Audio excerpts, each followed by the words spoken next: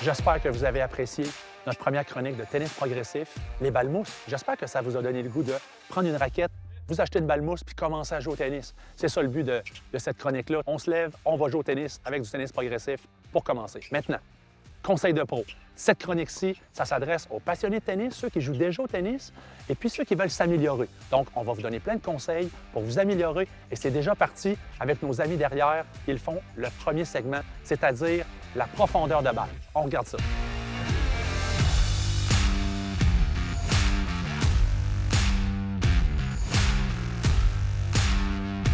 On voit Valentin, à notre droite ici, qui a frappé une balle dans la troisième fenêtre le dernier coup. C'est ce qu'on veut faire. Quand on est en défensive, on veut jouer dans la troisième fenêtre, c'est-à-dire 3 raquettes au-dessus du filet. Lorsqu'on est en échange, on veut viser la deuxième fenêtre. Et lorsqu'on est en attaque, on veut viser la première fenêtre.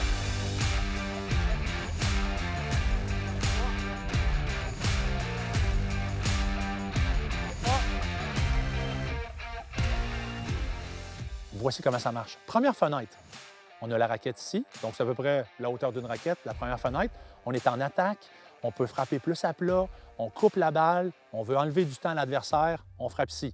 Deuxième fenêtre, on est rendu qu'une deuxième raquette au-dessus du filet, c'est lorsqu'on est en échange. Donc on peut arrondir la balle un peu plus, brosser la balle, passer en dessous pour mettre de l'effet. Comme on voit à la télévision, les joueurs font ça souvent.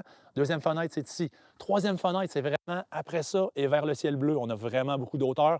Si on a besoin de jouer très, très haut, aucun problème, c'est parce qu'on est en défensive. Lorsqu'on est à bout de bras, sorti du terrain, on joue très, très haut pour essayer de revenir dans le point. Il faut utiliser la hauteur le plus possible. Donc, une troisième fenêtre, super important.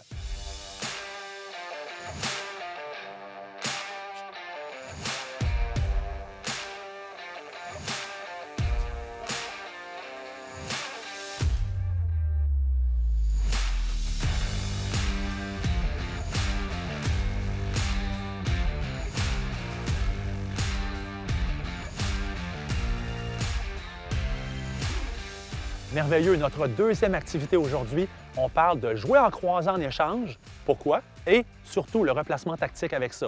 On veut jouer en croisé beaucoup parce que le filet est plus bas et surtout, on fait courir notre adversaire beaucoup plus. Alors, Danny et Valentin vont nous démontrer ça, que quand on joue croisé, on fait courir l'adversaire vraiment beaucoup.